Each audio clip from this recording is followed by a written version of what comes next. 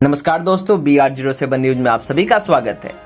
Deoghar international airport के उद्घाटन पर सबों की नजरें टिकी हुई है। सांसद विधायक उम्मीद कर रहे हैं कि पीएम नरेंद्र मोदी के जन्मदिन के मौके पर 17 सितंबर को इस एयरपोर्ट का उद्घाटन हो जाएगा, पर स्थानीय जिला प्रशासन इसकी ऐसी कोई गारंटी देने की स्थिति में नहीं लगती।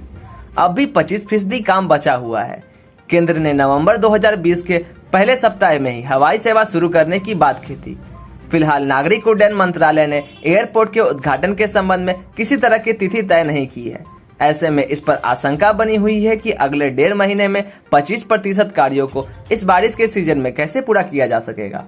25 मई 2018 को पीएम नरेंद्र मोदी ने इस एयरपोर्ट का निर्माण कार्य का ऑनलाइन उद्घाटन किया था।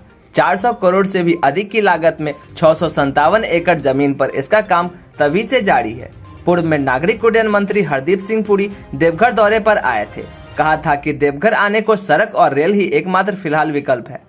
नवंबर 2020 के पहले सप्ताह में ही हवाई सेवा यहां शुरू हो जाएगी।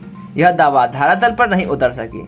इस एयरपोर्ट से मिथिलावासियों को काफी उम्मीद थी। अगर सावन से पहले यहाँ हवाई यात्रा की शुरुआत हो जाती तो मिथिलावासी आसानी से यहाँ हवाई यात्रा के माध्यम से आ जा सकते थे, लेकिन इस एयरपोर्ट के निर्माण में अभी और काफी समय लगेगा।